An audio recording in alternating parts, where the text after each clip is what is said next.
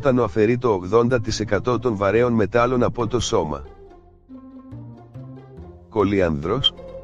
Το βότανο που μπορεί να αφαιρέσει το 80% των βαρέων μετάλλων από το σώμα μέσα σε 42 ημέρες. Ο κολίανδρος είναι ένας από τους ισχυρότερους αποτοξινωτές. Εξαλείφει τα βαρέα μέταλλα και άλλες τοξίνες. Οι άνθρωποι τον χρησιμοποιούν εδώ και χρόνια για να καθαρίσουν το σώμα τους και να εξαλείψουν κυρίως τον υδράργυρο. Δείτε και υδράργυρος, η χειρότερη νευροτοξίνη του πλανήτη. Το κολίανδρο είναι καλύτερο να χρησιμοποιείται σε συνδυασμό με κάποια πράσινη σκόνη όπως το σιταρόχορτο, διότι όταν χρησιμοποιείται μόνο του, κινητοποιούνται μεν οι τοξίνες ώστε να μεταφερθούν έξω από το σώμα, αλλά μπορεί να κατακλείσουν το συνδετικό ιστό, όπου τα νεύρα διαμένουν, με βαρέα μέταλλα, τα οποία προηγουμένως ήταν συσσωρευμένα σε άλλα σημεία του σώματος. Αυτό μπορεί να προκαλέσει ανασχηματισμό των τοξινών εάν ένας άλλος παράγοντας δέσμευσης δεν χρησιμοποιηθεί για να βοηθήσει στην απελευθέρωσή τους.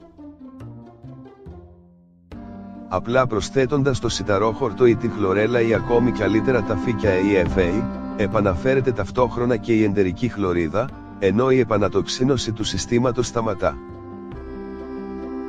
Κλινικές μελέτες που ολοκληρώθηκαν πρόσφατα απέδειξαν ότι η χρήση αυτού του συνδυασμού μπορεί να αφαιρέσει φυσικά κατά μέσο όρο, 87% του μολύβδου, 91% του υδραργύρου και 74% του αλουμινίου από το σώμα μέσα σε 42 ημέρες.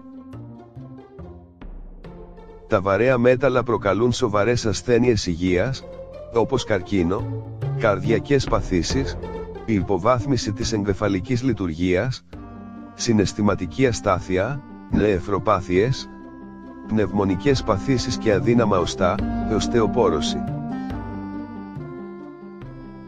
Ο κολίανδρος είναι άφθονο σε κάλιο, σβέστιο, μαγκάνεο, σίδηρο και μαγνήσιο.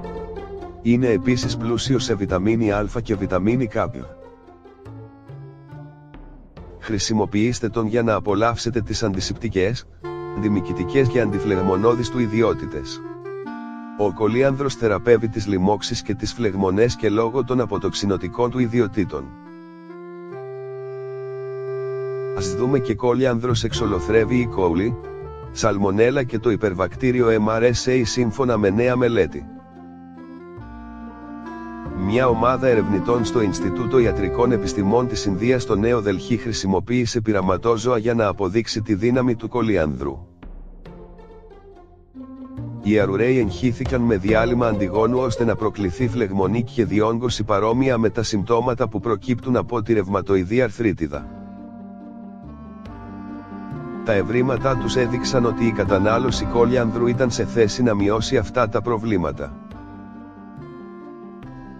Ο καλύτερος τρόπος για να χρησιμοποιήσετε το κολίανδρο. Δοκιμάστε την εκπληκτική μέθοδο μας και εκμεταλλευτείτε στο έπακρο τον κολίανδρο σας.